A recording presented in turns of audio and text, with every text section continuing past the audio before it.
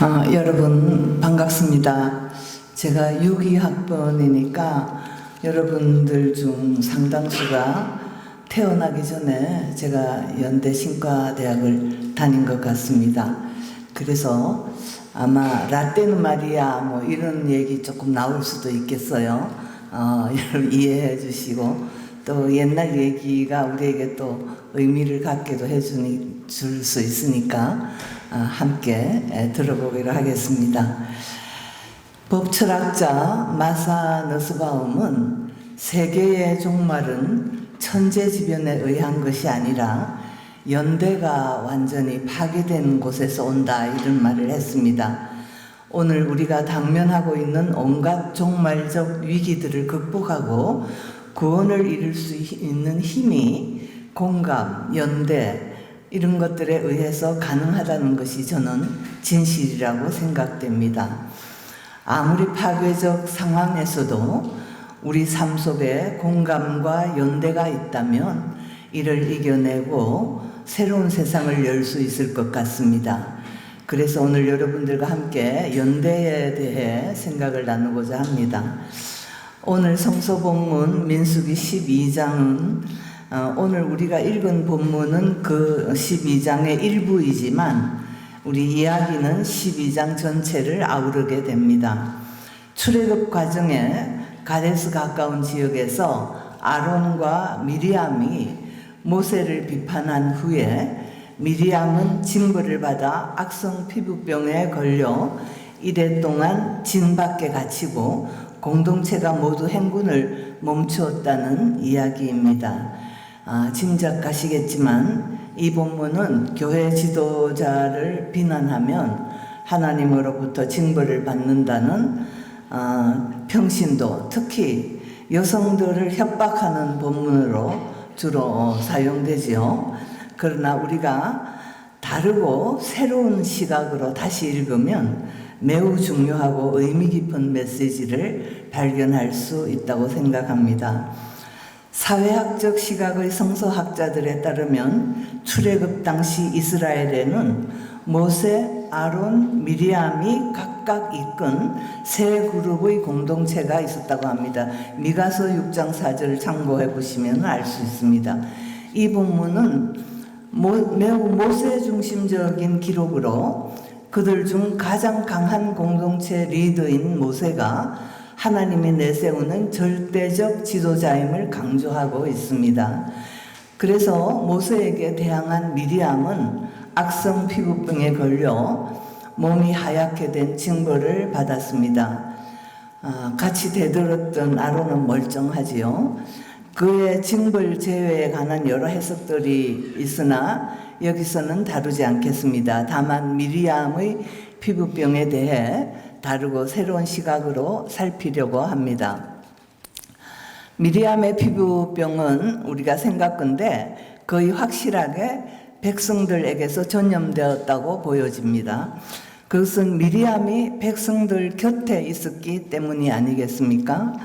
남성들은 출애굽의 정책 결정의 자리에 있었지만 미리암은 집집이 다니며 문설주의 양의 피를 어떻게 바르고 출애굽 위한 음식, 의복, 물품들을 어찌 챙길 것인지를 일일이 민중에게 직접 일렀습니다. 마실 물, 먹거리가 턱없이 부족한 광야에서 그에 더해 악성 피부병에 시달리는 민중들 한가운데서 돌보고 치유하며 지냈을 것으로 상상됩니다. 여기 한 여성 지도력에 민중과 함께하는 헌신적 연대가 있고 이에 응답하듯 병들어 고통받는 미리암을 위하여 기도하며 그의 회복 때까지 행군하지 않고 기다리는 공동체가 연대하고 있음을 볼 수 있습니다. 미리암과 백성의 관계는 상호 연대하는 아름다운 관계입니다. 민족의 삶 한복판에서 그들의 고통을 알고 그들과 함께하는 미리암, 피부병을 앓는 미리암의 고통을 알고 그의 회복을 기다리며 함께하는 공동체, 한 여성 지도력이 이끈 아름다운 연대 관계의 공동체를 충분히 상상할 수 있겠습니다. 연대라는 것은 연대하는 이가 자신의 모든 기득권을 내던지고 오로지 약자에 대한, 고통받는 자에 대한 연민을 가짐으로부터 생성됩니다. 묵시적 종말론의 마술서의 저자 캐서린 켈러는 유한한 존재의 세계에서 당하게 되는 고통에 대하여 어떤 애통해하는 마음작용이 없이는 그 세계에 대한 책임이 발전될 수 없다고 하였습니다. 저는 이 말에 매우 공감합니다. 그는 더하여 우리가 만일 고통이나 불의와 그로 인한 파멸에 대하여 애통해하는 마음이 없다면 우리는 우리의 필요에 따른 욕망이나 또는 우리의 탐욕적 욕망에 사로잡혀 고통에 대해 무감각해지고 말 것이라고 했습니다. 이 애통하는 마음의 힘, 이것을 저는 공감의 능력이라고 생각합니다. 캐서린 켈러는 이에 더해서 모든 파괴되는 것에 대한 애통해하는 마음은 현실 왜곡에 대한 회개와 동시에 미래의 비전을 갖게 한다고 말하고 있습니다. 그는 인류의 역사를 돌이켜보면 인류 평등주의나 새로운 세상을 향한 혁명운동들, 민주주의를 위한 투쟁들, 사회주의, 여성의 권리, 노예 해방, 마르틴 루터 킹의 꿈에 이르기까지 모두에게 정의롭고 평화로운 삶을 사는 새하늘과 새 땅의 비전들이 애통과 공감을 통해 시대 전환의 동력이 되었고 그 힘이 연대적 실천을 이루어 새 역사를 이끌어내었다고 하고 있습니다.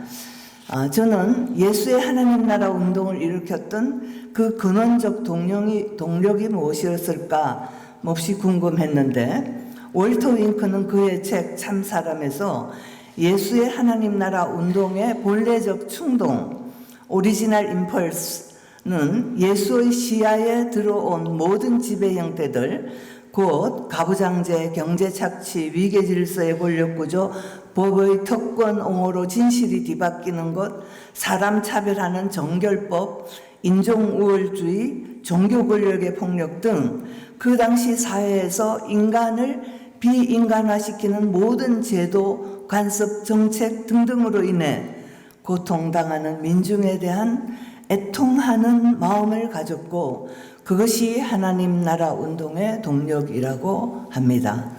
애통하는 자 복이 있다는 말씀의 배경이 되겠습니다. 예수의 이 힘없는 자에 대한 애통의 정신은 약자 우선, 약자 보호의 구약성서 율법과 예언자의 전통이기도 합니다. 그 전통은 힘 있는 자들이 약자를 위해 투쟁해야 하고 하나님은 약자들의 보호자이심을 선언하는 철저한 약자와의 연대 정신이라 하겠습니다. 성서 본문을 넘어서 제가 만났던 연민의 공감으로 여성들과 연대한 남성들의 이야기를 하고 싶습니다. 그의 60년 전 제가 신가대학 다닐 때 여학생 수가 한 학년에 1명 또는 2명 정도라 여학생들이 매우 위축되어서 생활했습니다. 그 당시 학장이셨던 김정준 교수님께서 초대 연신 원장이시기도 합니다. 이런 사정을 헤아려 당시 연세 춘추사 2층에 신과대 여학생들을 위한 방을 하나 마련해 주셨고 도르가의 방이라 이름 붙여주셨습니다. 저는 아직도 소수의 여학생들을 특별하게 배려해 주신 김정준 교수님의 사랑을 기억합니다. 또 한 번 신과대 학생들이 기억해야 할 분은 지난 8월 19일 15주기 추모 행사를 가졌던 고 김창국 교수님입니다. 최근에 김창국 기념사업회도 결성이 됐지요. 교수님은 1960년대 미국서 시발된 여성신학이 1980년대 한국에 본격적으로 소개 확장되었을 때 연신 여학생들에게 이 여성신학을 소개하고 여학생들이 여성의식을 가지고 활발히 신학을 전개할 수 있기를 열망하셨습니다. 그리고 학부생과 석사과정 학생들을 다 모아서 연세 여성신학회를 조직하게 이끄셨고 첫 회장이 김엘리 교수가 되었으며 저는 선배로서 참석하였습니다. 제가 드린 사진을 혹시 여기 띄워주실 수 있을까요? 네, 그때의 사진이 바로 이 사진입니다. 지금은 연신요동문회로 확장되어 매년 여학생들에게 장학금을 지원하는 활동을 이어오고 있고 이나경 선생이 현 회장이지요.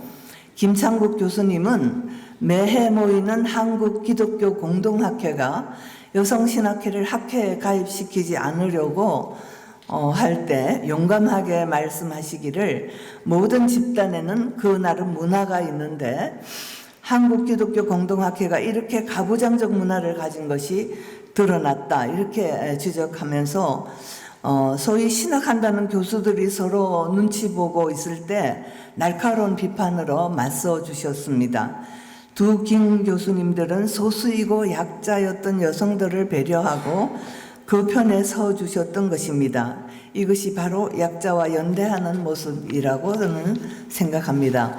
2012년 제가 출석하고 있는 교회에서 새 남자 이야기라는 제목으로 여성들과 연대한 새 남성 이야기를 한 적이 있는데요.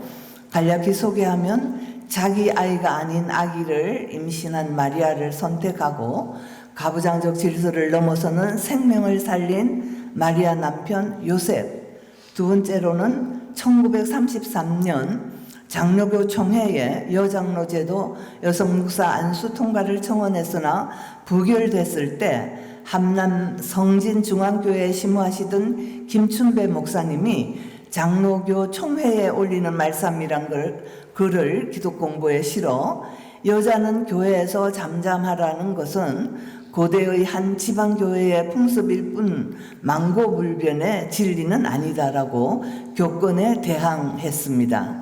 총회는 이 문제 관련 연구위원회를 구성하고 1년 후에 여자는 잠잠하라는 것은 망고불변의 진리라고 결론을 내리고 김 목사님을 목사직에서 해직시켰습니다.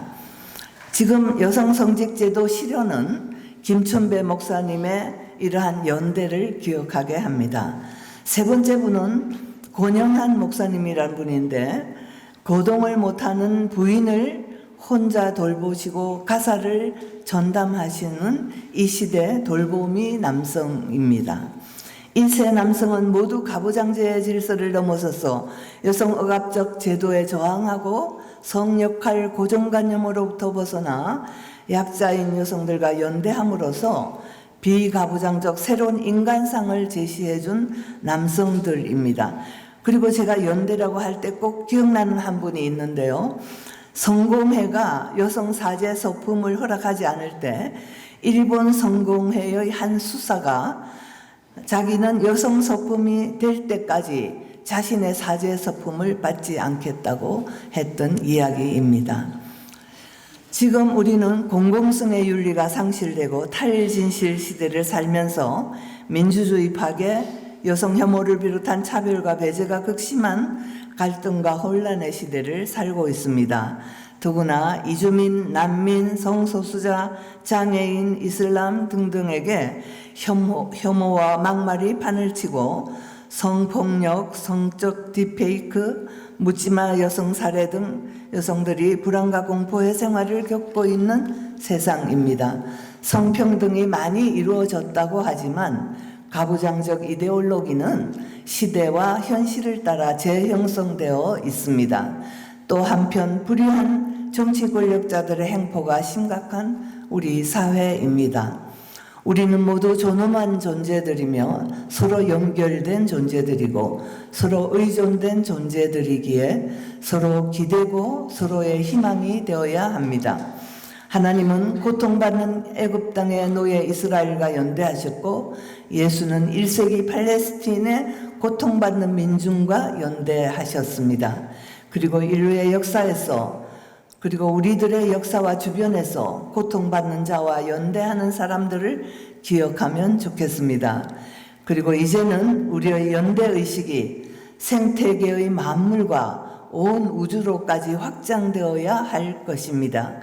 오늘 미리암의 이야기를 통해 연대를 다시 생각하게 되고 세계의 끝이 우리의 연대가 완전히 파괴되는 곳이라는 사실을 깊게 새겨보면 좋겠습니다. 하나님의 은총이 우리 모두에게 임하시기를 바랍니다. 아멘.